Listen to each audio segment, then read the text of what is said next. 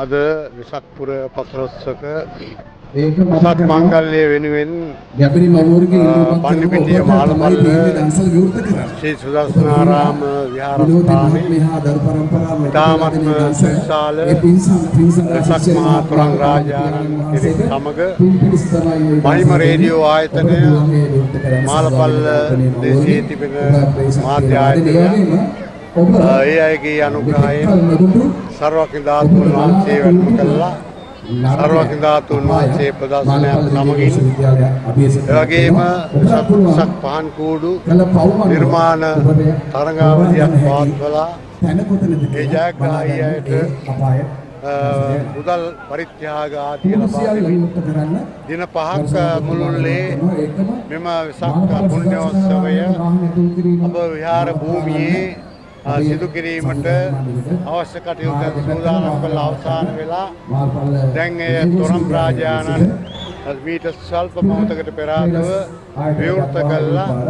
සියලු ජනතාවට නැරඹීමේ අවස්ථාව ලබා දීලා තියෙනවා. තාම සුවිසල් තොරණක්, ඒ වගේම අලංකාර තොරණක්, ඒ වගේම මුළු මහත් ප්‍රදේශයේම ආලෝකමත් වෙලා තිබෙනවා. ලැබලීමට පස් වෙලා තියෙනවා.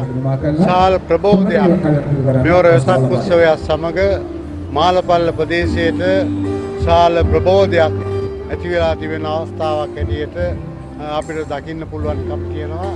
ප්‍රදේශයේ සියලුම අපේ දායක දායිකා පින්නතුන්ගේ ආධාර උපකාර ඇතුව මාළපල්ල ක්‍රීඩා සමාජයේ මුල් වෙලා ඉතාමත්ම විශාල වශයෙන් වෙලා කරන ලද උත්සාහයේ ප්‍රතිඵලය දිහා බලනකොට අපිට සතුටු වෙන්න පුළුවන්.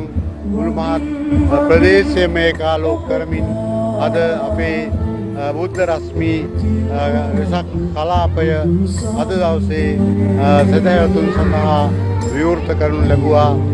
අපේ මාළපල්ල ක්‍රීඩා සමාජයෙන් පළවෙනි පාරට සංවිධානය කරන බුද්ධ රශ්මි වෙසක් කලාපය විශාල තොරන් රාජයා සමග පහන් කූඩු තරඟය, ඒ වගේම විශේෂයෙන්ම මහිම රේඩියෝ ආයතනය මගින් සිදු කරනු ලබන ධාතු ප්‍රදර්ශනයත්, ඒ වගේම දන්සල් ආදී කොටගත් විශාල වැඩසටහනක් තමයි අපි 2026 වෙසක් මාසයේ වෙසක් පෝය වෙනුවෙන් සංවිධානය කරලා තියෙන්නේ.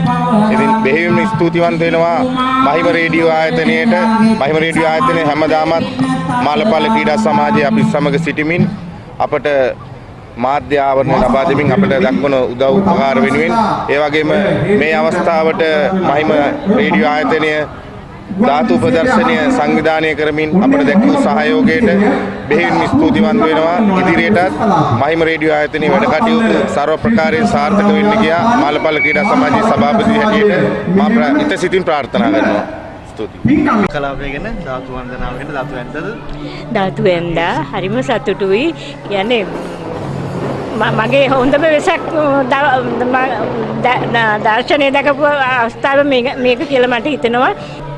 ඇත්තටම අපේ මාලපල්ලට මේක අලුත් දෙයක්. මොකද මෙච්චර කාලයකට වෙසක් තොරණක් තිබුණේ නැහැ. මේ පළවෙනි වතාවට තමයි වෙසක් තොරණක් මේ විදිහට මේ අලංකාර වෙසක් තොරණක් නිර්මාණය කරේ. ඒකට සමගාමීව මහිම රේඩියෝ එකේ නාමල් බුද්ධික ලහිරු සේනාරත්න දෙදෙනා එකතු වෙලා මේ ධාතු ප්‍රදර්ශනය කිරීම ඇත්තටම ඒකට වටිනාකමක් දුන්නා.